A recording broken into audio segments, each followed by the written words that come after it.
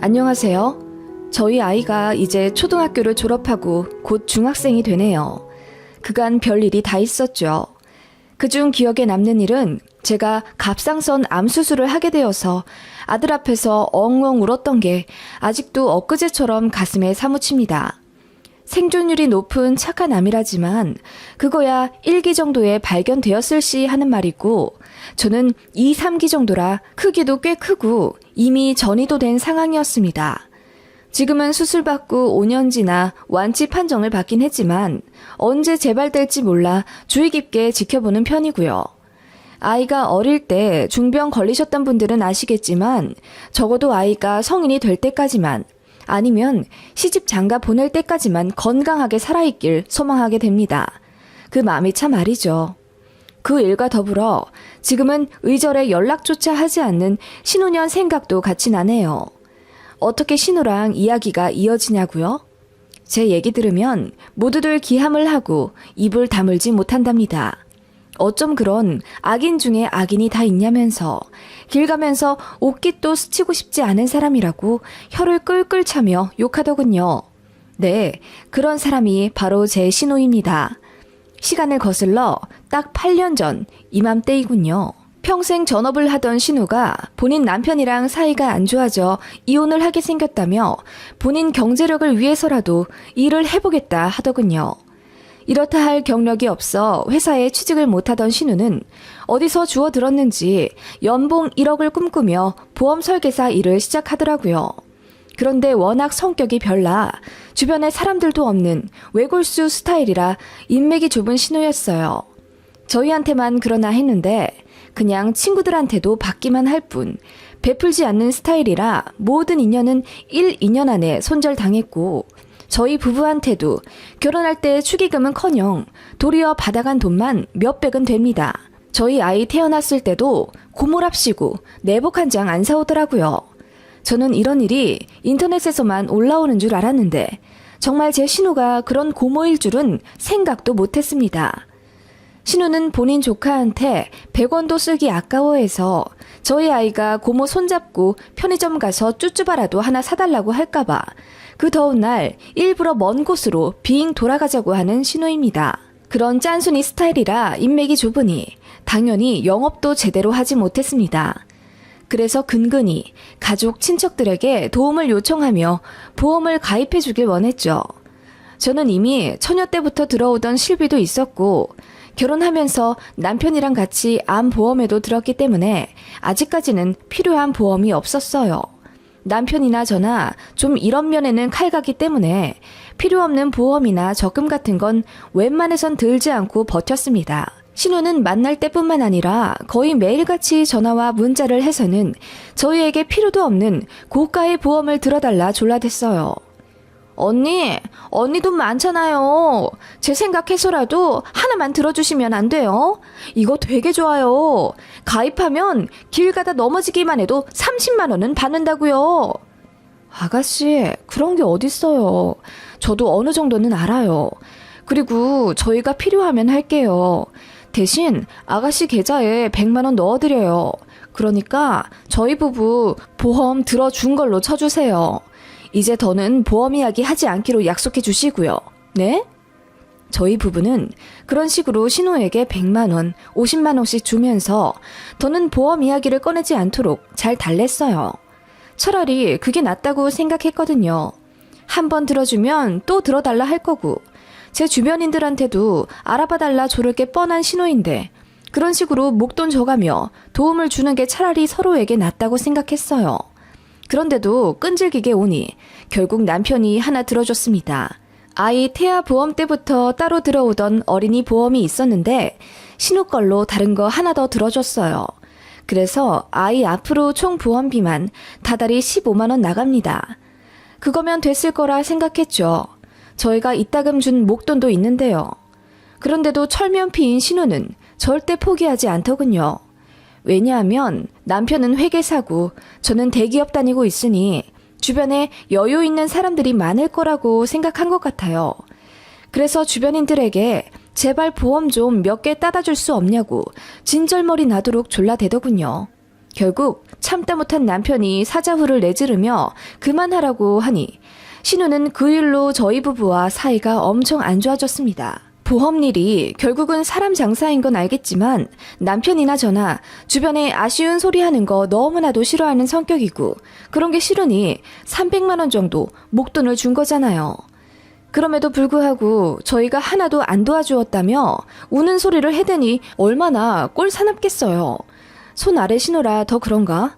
오빠네인 저희를 무슨 돈 나오는 화수분 마냥 취급하는데 올케인 저도 지긋지긋하더라고요. 그런데 몸이 안 좋으신 시아버지께서 저희를 도리어 타이르시며 그러지 말고 여동생 보험 하나를 좀 들어달라 부탁하시더군요. 남매가 사이가 안 좋으니 병환이 깊으신 와중 그게 그렇게 마음에 걸리셨나 봅니다. 남편을 따로 불러서는 여동생 잘 챙겨달라며 그게 내 마지막 소원이다 라고 말씀을 하신 바람에 남편이 마음이 약해져 그만 저희 부부는 필요하지도 않은 보험을 2개 들어주고 맙니다. 게다가 아버님이 보험들 돈을 따로 챙겨주겠다 하시니 어쩌겠어요.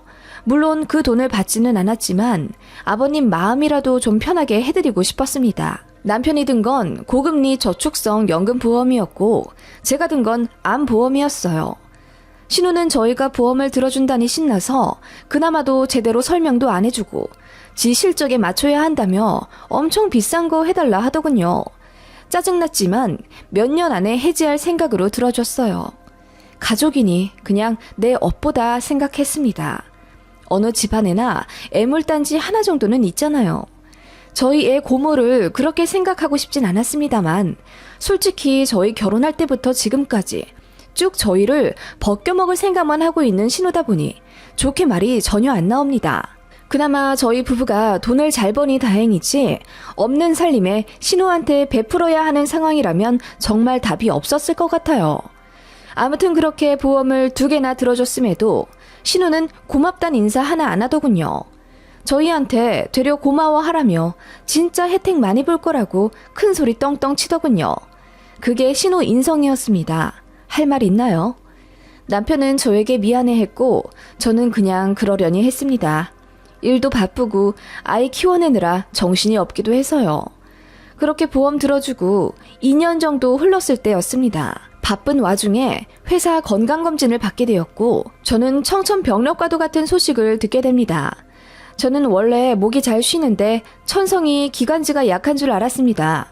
게다가 역류성 식도염도 있고 해서 그 연관으로 목이 잘 쉬나 했는데 건강검진에서 뜻밖의 안 좋은 소견을 듣게 된 겁니다. 바로 갑상선 암 진단을 받게 된 건데요. 네, 많은 여성분들이 갑상선 질환에 많이 걸리고 암 또한 수술을 많이 받으신다는 건 저도 압니다.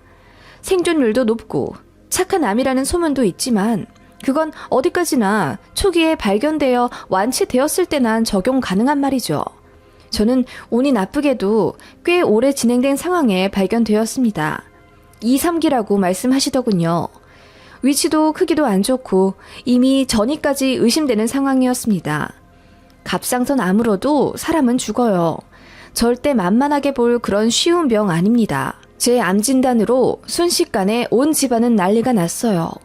저는 저희 친정에서 제일 막내인데 집안에서 처음으로 암 환자가 나온 겁니다. 저희 친정 부모님과 제 언니 오빠들 당연히 오열하시며 걱정하고 눈물 파티였습니다. 시부모님도 소스라치게 놀라시며 걱정하셨죠. 저 역시 하늘이 무너지는 슬픔이었고 가장 걱정되는 건 당시 너무나도 어린 제 아들뿐이었습니다. 1기 정도에 발견되었으면 이 정도로 절망적이진 않았을 거예요. 수술로 잘 해결이 되니까요. 그런데 저는 의사가 예후를 안 좋게 말씀하셨어요. 수술도 잘 안 될 거라 항암 치료부터 먼저 해야 하는데 너무 기대하진 말라고. 어쩌면 3, 4년 내로 죽을 수도 있다는 말에 저는 엄청 울었습니다. 회사에 휴직계를 내고 바로 항암 치료에 들어갈 준비를 했어요. 지금에야 가볍게 글로 쓰지만 당시에는 호랑이 굴로 들어가는 심정이었습니다. 게다가 아이가 있으니 발길이 영 떨어지지 않았죠. 아직 유치원 다니는 아이가 있어 회사 다녀야 하는 남편 대신 봐줄 사람이 필요한 터라 급하게 시어머님께 부탁을 드렸어요. 어머님은 저희 집에 오시는 것보다 시댁 당신네 집 부엌에서 요리해 주시는 게 편하다 하시며 저희 아이를 시댁에 한 달 정도 데려다 놓기를 원하셨죠. 그래서 아이와 함께 시댁에 갔는데 마침 신우도 있더라고요. 소식을 들었는지 처음에는 제 손을 잡으며 걱정을 해주더라고요. 그러더니 이내 언니 그래도 제 얘기 듣고 보험 드러나서 참 다행이죠? 이러더라고요. 순간 벙쪄서 제가 다시 물어보니 신우가 슬쩍 웃으며 제 말 듣고 암보험 드러나서 그래도 돈 더 받을 수 있잖아요. 이번에 암 진단금도 700만 원 정도 나오죠? 제가 다 계산해 봤어요. 진짜 다행이에요. 보험 들어놓은 지 그래도 1년은 넘었잖아요. 라고 속 모르는 이야기만 해대더군요. 진짜 사이코패스인 줄 알았습니다. 그 말에 남편도 열받아서 무슨 말도 안 되는 소리냐며 그딴 말 할 거면 그냥 아무 말 하지 말고 있으라니 신우가 기분이 나빴던지 더 악에 받쳐서는 내 말이 맞잖아. 어쨌든 내 덕분에 몇백은 더 이득 보는 건데 고맙다고 해야 하는 거 아니야? 아무리 암이라도 현실적으로 돈 생각도 해야지. 그런데 언니 가입한 다른 보험에서도 갑상선을 잘 쳐줘요? 거기는 100만 원만 해준다던데 내가 전화해볼까요? 하면서 더 돈돈거리더라고요. 너무 골 아프고 더 듣기 싫어서 보험 얘기 그만하고 싶다고 하고 말을 끊었습니다. 그랬더니 신우가 저에게 꼭 고맙단 말을 들어야겠다는 듯 제 말 들어서 다행이죠? 네? 그래도 내 말 듣고 보험 들어서 몇백만 원이나 타내네요. 진짜 다행이에요. 이러길래 제가 소리를 빽 지르며 뭐가 다행이란 말이에요. 내가 암 걸린 게 다행이라고요? 아가씨 말 좀 가려해요. 나 간단한 암 아니고 위치도 크기도 안 좋고 전이까지 됐어요. 위험하다고요. 무슨 점 떼어내듯이 수술하면 끝나는 줄 알아요? 진짜 듣자 하니 어이가 없어서. 아가씨라면 나 같은 상황에 그런 얘기 들으면 기분 좋겠어요? 라고 언성을 높이니 신우가 깔깔 웃더라고요. 언니 진짜 하나만 알고 둘은 모르네. 어차피 걸릴 암이었잖아요. 무슨 나 때문에 걸렸어요? 내 덕분에 몇백이나 타내면 고마운 줄이나 아시라고요. 나 같으면 반절 뚝 떼어서 고맙습니다 하고 신호 주겠구만. 그 말에 남편이 언성을 높여 제정신이냐고 따졌고 저는 아이 앞이라 애써 참고 말렸습니다. 신우는 부부가 인성이 그 모양이니 제가 암에 걸렸다며 미친 소리를 해댔고 급기야 고마워하지도 않을 거면 암 진단금이나 내놓으라고 소리를 지르더군요. 저희 난리에 시부모님까지 뒤늦게 아셔서 말리시고 신우를 쫓아내다시피 하며 집으로 보냈어요. 그렇게 신우 때문에 가슴에 대못을 박으니 기분 처참하더군요. 애써 마음을 가다듬으며 아이를 시어머니께 맡기고 돌아오는 길에 얼마나 울었는지 모릅니다. 남편은 너무나 미안해하면서 신우 따귀라도 때릴 것을 그랬다며 분통 터져 했고 저는 그냥 됐다고 했어요. 그렇게 바로 저는 항암 치료에 들어갔고 매일매일 소주 10병 먹고 숙취에 시달리는 듯한 느낌을 이겨내며 어떻게든 암을 이겨내 보고자 노력했습니다. 그렇게 병원 오가며 죽을 듯이 항암 치료 이겨냈고 결국 약이 잘 맞았는지 암 크기가 작아져 수술도 하게 되었어요. 수술만 하게 되면 얼마나 좋을까 하고 남편 손잡고 기도하던 날이 있었는데 수술 역시 잘 되었습니다. 그렇게 저는 1년여 동안 고생 생고생을 하며 제 몸속에 있는 암들을 모두 이겨냈어요. 다 끝내고 나니 살이 12kg이나 빠져 있더라고요. 몰골이 말이 아니라 친정부모님, 시부모님 모두 제 모습을 보며 기쁨과 슬픔의 눈물을 흘리셨어요. 저는 아이와 함께 살아갈 날이 더 늘어났다는 안도의 눈물을 흘렸고요. 뭐 그렇게 신우 말대로 암 진단금은 꽤 나오더라고요. 암 보험을 2개 들어놓은 상태라 총 합 900만 원 정도 받게 되었습니다. 수술비며 입원비도 넘치도록 보상받았고요. 그거 모두 아들 통장에 넣어줬어요. 그런데 보험금 수령받던 날 내내 연락 없던 신혼년한테 전화가 오더라고요. 제가 암투병하는 내내 문자 한 통 없던 그 여자가 돈 냄새는 기가 막히게 맡고선 연락을 한 겁니다. 언니, 수술 잘 끝냈다면서요? 축하해요. 네, 고마워요. 근데 왜 전화했어요? 저는 아가씨 목소리 별로 듣고 싶지 않은데요. 언니는 여전하다니까. 다른 게 아니라 이번에 보험금 좀 두둑하게 받으셨죠? 내가 다 알아보긴 했는데. 네, 아가씨 말대로 많이 받았어요. 왜요? 언니, 저 곧 이혼할 것 같은데 미안하지만 그 돈 좀 빌려줄래요? 당장 집부터 구해서 나가고 싶은데 보증금 할 돈도 없어서요. 그 말에 어이가 없어서 헛웃음을 치니 신우가 제발 한 번만 도와달라며 조르더군요. 보험 들어달라고 했을 때처럼요. 그 징징거리는 말투에 노이로제가 걸릴 정도였습니다. 제가 그 돈 아들 통장에 이미 넣어놨다고 하니 그럼 조카 통장이라도 좀 빌려달라는 개념 없는 말에 열이 받아 바로 소리를 질렀습니다. 내가 생고생해서 투병한 암보험금을 왜 널 줘야 하는데? 그동안 넘치게 도라이짓 했으면 됐지. 너는 네 올케 언니가 암 수술하고 나왔는데 그딴 소리 하고 싶니? 너 이혼한 거랑 나랑 무슨 상관인데? 너는 나 죽을 뚱 살 뚱 치료받을 때 음료수 하나 갖고 병문안 온 적 있어? 전화 한 번 안 했지? 그래 놓고 뭐? 도와달라고? 야, 정신 차려! 제가 결혼하고 나서 처음으로 신우에게 반말을 하며 소리를 지르니 신우가 당황하며 아무 말 못하더군요. 그러더니 어떻게 자기한테 그런 식으로 말할 수 있냐며 훌쩍대길래 다신 연락하지 말라고 소리 지르고 끊어버렸습니다. 그리고 차단했죠. 남편한테도 시부모님한테도 다 말했습니다.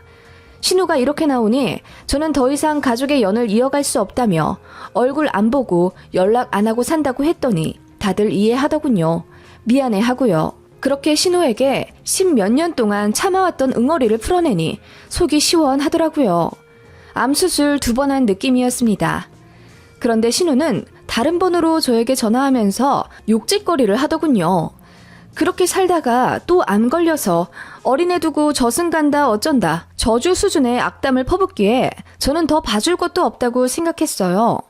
안 그래도 신우가 저희 보험 가입시킬 때 제대로 고지 안 하고 지 멋대로 가입시킨 거 전부 증거가 있거든요. 그리고 남편 거 들어줄 때 고금리 저축성 보험이라고 했잖아요. 그런데 신우가 지 실적 맞춘다고 종신보험으로 맘대로 들어놨더라고요. 전화 녹취랑 카톡 내역 뽑아서 금감원에 신고 넣었습니다. 신우 바로 징계 먹더군요. 평소 근태도 안 좋았는지 경고 없이 바로 회사에서 잘렸다더군요. 아주 속이 시원했습니다. 신우가 공중전화로 제게 전화해서 지 백수 만드니까 속이 시원하냐며 울고불고 구레구레 소리 지르더군요. 그러거나 말거나 했어요. 남편도 알아요. 제가 금감원에 신우 찌른 거요. 아무 말 못하더군요. 저더러 잘했다곤 하는데 아무래도 여동생이니 속은 쓰리겠죠. 그래도 제가 당할 것에 비할 바인가요? 아무튼 신우는 그렇게 백수가 되고 바로 이혼도 당했다더군요. 빈털털이 거지가 된 채로 이혼당했는데 돈이 없어 방도 못 구하고 시부모님 집으로는 차마 못 들어가선 고시원 계약해서 살고 있다더군요. 그러다가 어디 경기도 외곽으로 이사가서 마스크 공장에서 일한다는 소식은 들었는데 얘기 듣기로는 몸이 아프다더군요. 관절에 물이 차는 무슨 고질병이라면서 아마 공장에서 일하는 것도 조만간 관둬야 할지도 모른다더군요. 시부모님 댁으로 다시 들어갈진 모르겠는데 신우 자존심이 있어서 절대 안 들어갈 것 같긴 하네요. 시어머님이랑 신우랑 성격이 상극이거든요. 남편한테 한 달에 한두 번씩 전화해서 자기 너무 외롭고 힘들다며 운다던데 제가 절대 받아주지 말라고 했습니다. 제 앞에서 무릎 꿇고 싹싹 빌기 전까지는 10원 한 장 주지 말라고 했어요. 그러면 당신이랑도 이혼할 거라고 하니 남편이 알겠다고 했어요. 그래도 제 말은 잘 듣는 남편이거든요. 남편이 신우에게 그대로 전했는지 신우가 몇 주 정도 후 저한테 사과하러 집에 오고 싶다더군요. 제가 싫다고 했습니다. 그랬더니 또 공중전화로 제게 전화해서는 언니, 나 언니한테 가서 무릎 꿇고 사과하고 싶어요. 내가 말 심하게 한 거 다 사과할게요. 라고 하길래 제가 폭언도 멋대로 하고 사과도 멋대로 하냐며 다 듣기 싫다고 했어요. 그랬더니 이내 고래고래 소리를 지르며 언제는 무릎 꿇고 빌면 돈 준다면서 한 입 갖고 두 말하는 제가 치사하다더군요. 치사? 진짜 어이가 없어서 그따위로 살지 말라고 소리 질렀습니다. 그랬더니 또 다 죽은 목소리로 미안하다고 연기하는데 아주 가증스러웠어요. 결국은 다 돈 때문이더라고요. 그 이후로 모든 전화 안 받고 남편에게도 신호 소식 듣기 싫다고 귀를 막아 잘 모르겠지만 아무튼 요 근래의 신호는 자기 생활이 아주 비참하다고 우는 소리를 한대요. 몸도 안 좋아지고 주변에 사람도 없으니 지옥 같다며 본인이 마음만 곱게 썼어도 이렇게까진 안 됐을 텐데 다 자업자득 같다고 생각하는 제가 나쁜 건가요?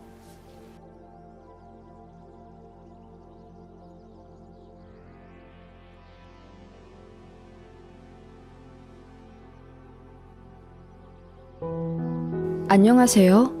2달 전 파혼한 여자입니다. 여기 분들 보니 파혼하신 분들 많은데 저처럼 웨딩 사진까지 다 찍고 쪽낸 사람은 거의 없는 것 같더라고요. 저는 웨딩홀, 스드메까지 다 예약한 상태에서 스튜디오 촬영하던 중 파혼했어요. 그래서 위약금 문 것만 해도 100만 원 정도는 되는 것 같긴 한데 솔직히 신혼집 계약하기 전에 끝내서 얼마나 다행인지 모릅니다. 100만 원 정도야 인생의 교육비 정도로 생각하고 있고요. 제가 파혼한 이유는 다름 아닌 공주병 말기 예비 시모 때문입니다. 결국 따지고 보면 중간에서 바보처럼 군 전 남친 탓도 있긴 한데 결정적인 원인을 제공한 건 그 아줌마 때문이에요. 무슨 일이 있었는지 한번 써볼게요. 회사 점심시간에 몰래 쓰는 거라 두서가 없어도 양해 부탁드려요. 전 예비신랑, 편의상 남친이라고 쓰겠습니다. 남친이랑 저는 1년 반 정도 사귀고 결혼을 하게 됐습니다. 둘 다 양가 사정도 비슷하고 버는 돈도 거기서 거깁니다. 여기 잘 사는 분들도 많고 학벌, 직장, 후덜덜하게 좋은 사람들도 많지만 저희는 진짜 평범해서 스펙 비교할 것도 없네요. 아무튼 그렇게 평범한 커플이지만 정말 많이 사랑했어요. 그러니까 결혼까지 결심했겠죠. 둘 다 나이가 어느 정도 찬터라 자연스럽게 결혼으로 이야기가 이어졌고 정말 보통의 커플들처럼 스무스하게 양가 허락받고 결혼을 진행하기 시작했어요. 다만 조금 특이한 건 저희는 결혼하자마자 살림을 합치는 게 아니라 한 반년 정도 따로 살다가 신혼집을 마련해서 들어가게 됐어요. 이유는 구구절절 다 쓰기도 뭐해서 그냥 간단히 돈 때문이고요. 아무튼 그래서 신혼집을 미리 구하지 않은 상태로 결혼을 진행하게 되었습니다. 요즘 다 그렇듯이 일단 웨딩홀부터 잡아야 했기에 결혼 날짜도 상견례 전에 잡았고 좋은 날짜, 좋은 시간대로 예약하려고 바로 웨딩홀부터 예약했습니다. 그리고 나서 스드메까지 패키지로 같이 예약을 해뒀죠. 요즘은 다 그렇잖아요.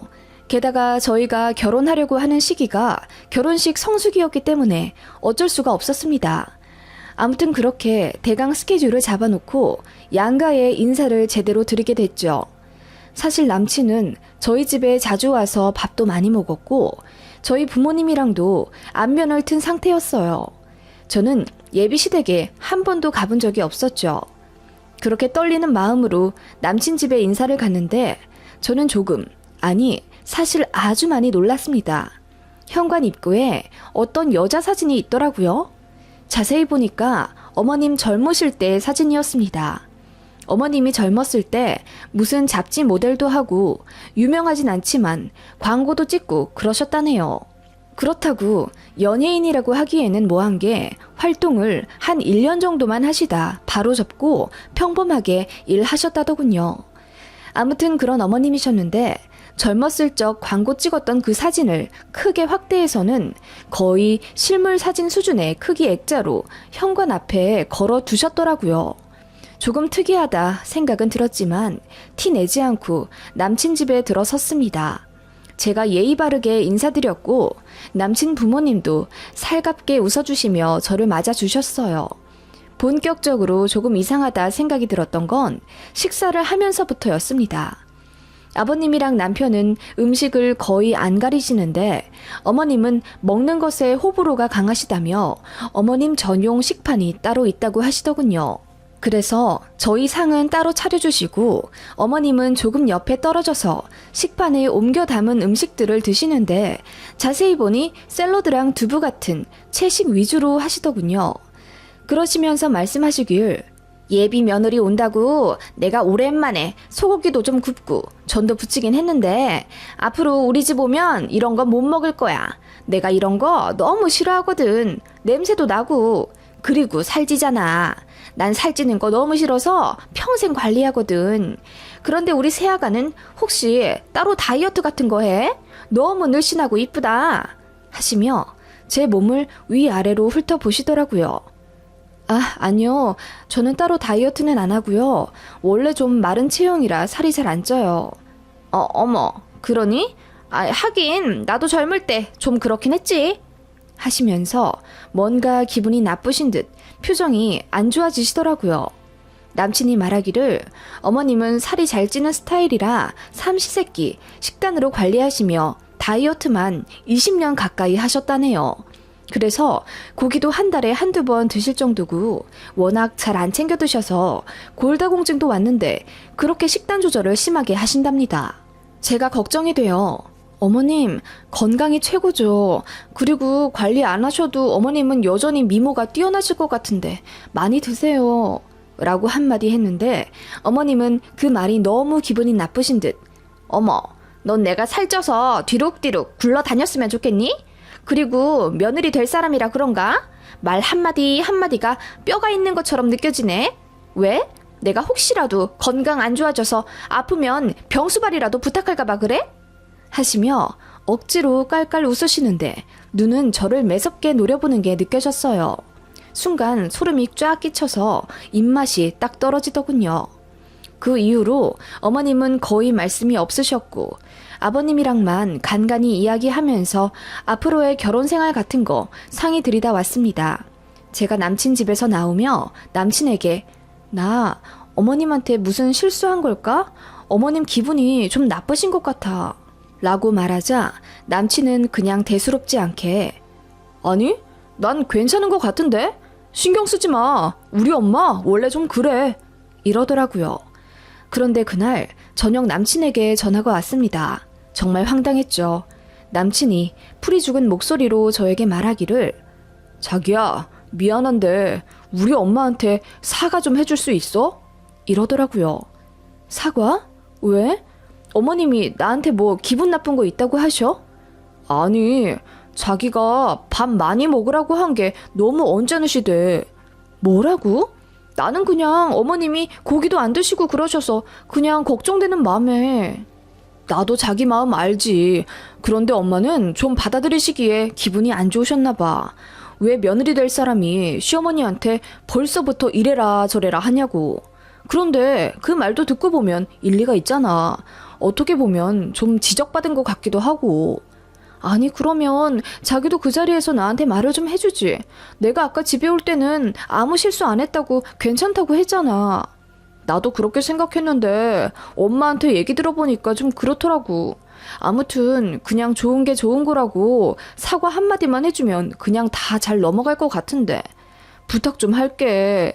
이번만 잘 넘어가주면 나도 엄마한테 얘기 잘해서 서로 갈등 없도록 노력할게. 응? 알겠어. 남친 말을 들어봐도 솔직히 이해가 잘 가지 않았지만 기분이 나쁘시다고 아들한테까지 이야기하실 정도라니 제가 정말 실수한 건가 싶어서 걱정이 되긴 하더라고요. 그때 다른 사람들에게도 물어봤어야 했는데 저는 제가 진짜 실수한 건 줄 알고 창피해서 부모님한테도 말하지 않았습니다. 그래서 저 혼자 해결한답시고 시어머님께 전화를 드렸었죠. 그리고 사과를 드렸습니다. 그랬더니 뾰루퉁하게 한마디 하시더군요. 다음부터는 나더러 많이 먹으라 적게 먹으라 그 어떤 요구도 하지 마. 내가 알아서 다 할 테니까. 넌 살이 안 쪄서 모르겠지만 나는 그런 거 되게 예민해. 알겠니? 하시고 딱 끊으시는데 너무 당황스러웠습니다. 남친은 제가 예비 시모한테 사과했다는 것에 엄청 고마워하더군요. 저는 좀 황당했기 때문에 남친에게 앞으로 이런 일이 없었으면 좋겠다고 했습니다. 제가 그렇게까지 큰 말실수한 것도 아니고 어머님도 오해하신 게 있잖아요. 그랬더니 남친도 알겠다고 거듭 대답했기에 그냥 넘어갔던 일이었습니다. 그게 시작인 줄은 모르고요. 아무튼 그런 일이 있고 난 후 몇 주 뒤가 저희 웨딩 촬영이었습니다. 남들은 웨딩 촬영 앞두고 다이어트다, 시술이다 뭐다 하지만 저는 시간이 없기도 하고 또 그런 시술 받는 걸 좀 부질없다고 생각해서 저는 그 흔한 보톡스도 맞지 않았습니다. 그리고 딱히 다이어트 할 만한 체중도 아니었어요. 원래 좀 말라기 때문에 별 신경 안 쓰고 있었습니다. 그런데 예비 시모에게 전화가 오더군요. 저희 촬영할 때 어머님 아버님도 같이 리마인드 촬영을 하고 싶다고 하셨대요. 그러시면서 찍을 수 없냐고 저에게 물으시는데 솔직히 너무 당황스럽더군요. 그래서 스튜디오에 전화를 해봐야겠다고 하며 둘러대고 끊었습니다. 남친에게 전화하니 어머님이 그러셨냐면서 대수롭지 않게 생각하더군요. 그러면서 같이 찍는 것도 재밌겠다면서 본인이 스튜디오에 물어보겠다 끊는데 제 생각은 왜 안 하나 싶어서 기분이 나쁘더군요. 그래서 그 일로 남친이랑 좀 다퉜는데 남친이 말하기를 본인 부모님이 아주버님 임신하고 급하게 결혼하느라 웨딩 사진을 못 찍으셨대요. 그러면서 요즘 사람들 찍는 스튜디오 촬영을 꼭 해보고 싶어 하긴 하셨다며 본인 어머니가 짠하다는 식으로 쉴드 치더군요. 그 말에 저는 바보같이 별 말도 못했습니다. 그럴 수도 있겠다는 생각이 들었고 남친이 너무 많이 미안해 하길래 그냥 알겠다고 했죠. 역시나 스튜디오에서는 갑작스런 합동 촬영은 조금 힘들다고 하더라고요. 그래서 예비 시모께 말씀드렸더니 어떻게 날짜나 시간 조율을 달리해도 어렵겠냐고 하시면서 좀처럼 포기를 안 하시더군요. 어머님도 사진 찍을 생각에 보톡스랑 필러도 맞고 다이어트도 하고 있는 중이라며 무슨 일이 있어도 같이 찍고 싶다 하시더라고요. 제가 재차 스튜디오에 다시 확인을 해봐도 그 날짜는 어렵다고 말씀하시길래 다시 전달드렸더니 어머님이 엉엉 우시지 뭐예요? 내 나이 곧 환갑이 다 되어가는데 더 늙기 전에 꼭 찍어보고 싶어. 내 소원인데 어떻게 좀 안 되겠니? 이러시길래 너무 당황스러웠지만 어머님 소원이시라니 어쩔 도리가 없었습니다. 그래서 시간을 조율해서 다시 스케줄을 잡았고 결국 그 날짜에 시부모님 리마인드까지 같이 촬영하는 걸로 예약을 다시 잡았습니다. 그런데 막상 그 날짜가 되니 또다시 변수가 생겼습니다. 아버님이 안 찍으시겠다고 부부싸움을 하셨다는 거예요. 애초에 리마인드 웨딩은 어머님 혼자만의 결정이셨고 아버님은 사진 찍는 거 너무 싫어하셔서 극구 안 가겠다고 하셨답니다. 그래서 어떻게 되었냐고요? 이쯤 되면 다들 예상하기를 시부모님 리마인드가 취소된 줄 아시더라고요. 저도 그렇게 예상했는데 완전 반전이었습니다. 어머님 혼자 사진 찍겠다고 하시더군요. 그래서 웨딩 촬영하는 날에 어머님 혼자 오셨습니다. 그래서 저 드레스 고를 때도 같이 고르시고 메이크업도 옆에서 나란히 같이 받았어요. 그때까지만 해도 저는 어머님이 독사진 찍으시고 저희랑 같이 몇 컷 찍으시며 끝날 줄 알았어요. 역시나 예상을 빗나가는 예비 시모였습니다. 사진기사가 짜놓은 구도와 루트가 있기에 저희 커플 먼저 사진을 찍게 되었습니다. 찍어보신 분들은 아시겠지만 스튜디오 촬영 날은 진짜 너무 정신이 없어요. 사진작가가 하라는 대로 열심히 표정과 포즈를 잡아야 하고 이동도 엄청 많이 합니다. 그래서 정신이 하나도 없는 상태로 하하호호 웃으면서 사진 촬영을 하고 있었어요. 그런데 시어머님이 사진작가 옆에서 무서운 무표정으로 저희를 바라보시더라고요. 솔직히 섬뜩했습니다. 그렇게 저를 노려보다시피 응시하시던 어머님은 갑자기 사진작가의 컷을 무시하고 본인도 아들이랑 찍겠다며 돌발 요청을 하시더라고요. 사진작가가 의아한 표정을 지으며 어머님이랑 아드님이랑도 사진을 찍으시겠다고요? 라고 묻자 어머님이 본인도 똑같이 찍고 싶다며 조르더라고요. 얼떨결에 알겠다고 하고 제가 찍던 자리에서 나왔고 어머님이 남친 옆에 서시더군요. 그러더니 몸을 베베 꼬아가며 보기에도 민망한 포즈들을 열심히 혼자 하시더라고요. 어머님이 너무 튀는 포즈를 지으셔서 남친이랑 전혀 어울리지도 않았어요. 보다 못해 사진작가가 어머님 허리를 조금만 더 피시고요. 그렇게까지 몸 안 꼬우셔도 날씬하게 나오세요. 조금만 힘 빼시고 편안하게 찍으실게요. 했더니 어머님이 아니 젊은 사람들 보니까 이렇게 다 찍더만 나도 그렇게 좀 찍으면 안 돼요? 나 왕년에 잡지 모델도 하고 광고 찍은 사람이에요. 하시면서 불쾌한 티를 내시더군요. 그 말에 사진작가도 기분이 나쁘셨는지 급속도로 말이 줄어드시더라고요. 저만 중간에서 안절부절 못했습니다. 그렇게 어머님은 본인 아들이랑 보기에도 민망할 정도로 딱 붙어가며 정말 연인처럼 닭살 돋는 포즈와 표정으로 사진을 찍으셨어요. 누가 보면 정말 둘이 연인인 줄요. 남친도 처음에만 민망해했지 나중에는 지 엄마랑 사진 찍는 걸 엄청 재밌어 하더라고요. 눈치가 없어도 너무 없다고 생각했습니다. 사진작가가 컷! 여기까지 찍을게요! 라고 말하며 중단했는데도 어머님은 더 찍어달라 조르셨어요. 집에서 연구해온 포즈가 있다면서요. 사진작가가 난처해하자 어머님은 그럼 혼자서라도 찍어달라며 포즈를 이리저리 잡아보시더군요. 그 모습이 정말 너무나도 민망했습니다.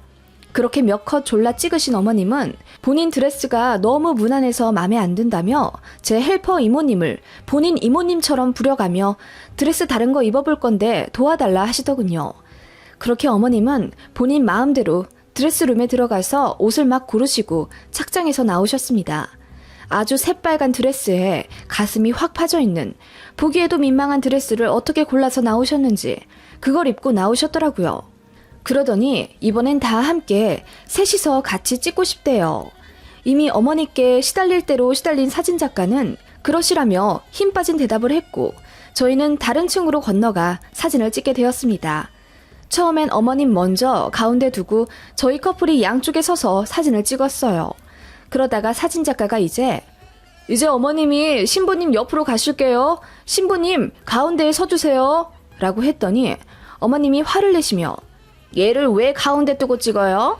얘 다른 데서 많이 찍었으니까 나 가운데 두고 많이 찍어줘요. 이러시더라고요. 사진작가도 참다 못해 화를 내며 그래도 아드님 내외 웨딩 촬영 아닙니까? 지금까지 찍은 사진으론 고를 것도 별로 없어요. 어머님 많이 찍어드렸잖아요. 원래는 이렇게 하면 안 되는데 그래도 어머님께서 요청하신 대로 편히 많이 봐드리고 있는 겁니다. 이러더라고요. 분위기가 순식간에 안 좋아졌고 헬퍼 이모님도 이렇게 두 사람 봐주는 거는 얘기 없지 않았냐면서 신부님 도와주는 것만으로도 벅찬데 저보다 어머님이 더 요청이 많고 피곤하다 하면서 이럴 거면 그냥 집에 가겠다고 선언하시더군요. 부랴부랴 제가 이쪽 저쪽 달래가며 분위기 좋게 해보려고 노력했어요. 오전까지는 정신이 없었지만 점점 현타가 오더라고요. 그래서 눈물까지 찔끔 났고 급기야 남친 앞에서 울어버렸습니다. 행복해야 할 웨딩 촬영 날에 이게 뭐냐며 울었더니 남친도 미안해하면서 어쩔 줄 몰라 하더군요. 그러면서 저한테 양해 구한답시고 하는 말이 엄마가 이런 거 처음 찍어봐서 그런가 봐. 여기까지만 찍게 하시고 이제부터 우리 찍자 라고 하길래 일단 알겠다고 했어요.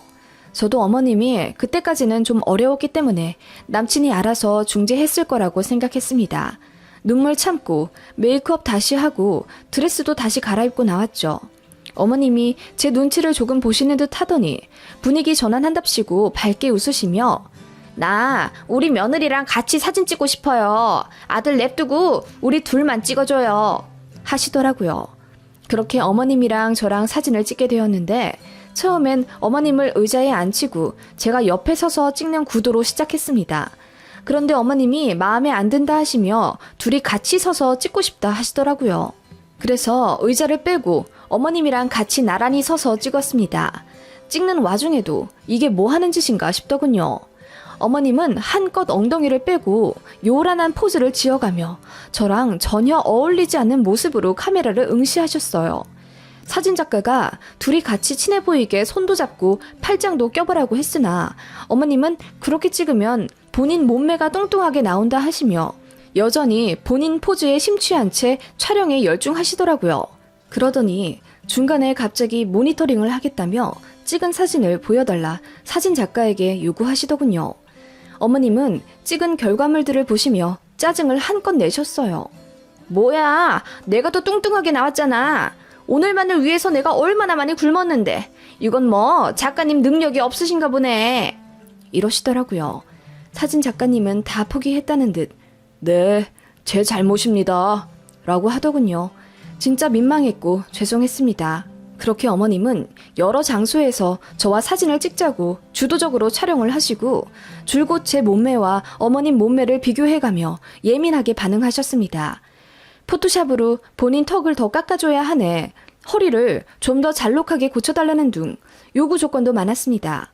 특히 저랑 같이 나온 사진에 특히 민감하셔서는 며느리보다 날씬하게 나오면 좋겠다며 제 허리가 비정상적으로 얇으니 포토샵으로 더 통통하게 해놓으라, 어쩐다 말도 안 되는 주장을 하시더라고요. 그렇게 사진 촬영이 4분의 3 정도 진행되었을까? 저는 너무 기분이 나빠서 더 이상 웃음도 안 나오더라고요. 남편이랑 어머님만 눈치 없이 신나서 촬영했고요. 어느새 어머님이 주인공 마냥 저보다 더 컷을 많이 찍으셨고 어느새 사진작가와 헬퍼 이모님은 저를 동정하기에 이르렀어요. 아니, 앞으로 좀 힘드시겠어요. 시어머니 되실 분이 좀 많이 적극적이시네요. 하시며 뼈 있는 말씀을 하시곤 제 등을 토닥이시며 위로하시기에 저는 얼이 빠져 웃음도 안 나오더군요. 어머님은 제 컷까지 뺏어가며 아예 본인의 웨딩 촬영인 것 마냥 사진을 찍고 드레스도 더 요구하시며 많이 바꿔 입으셨습니다. 정말 얼굴이 화끈거리더라고요. 급기야 나중엔 며느리는 식장에서 우리 아들이랑 사진 많이 찍을 테니까 냅두고 저랑 아들이랑 몇 컷 더 찍어줘 봐요.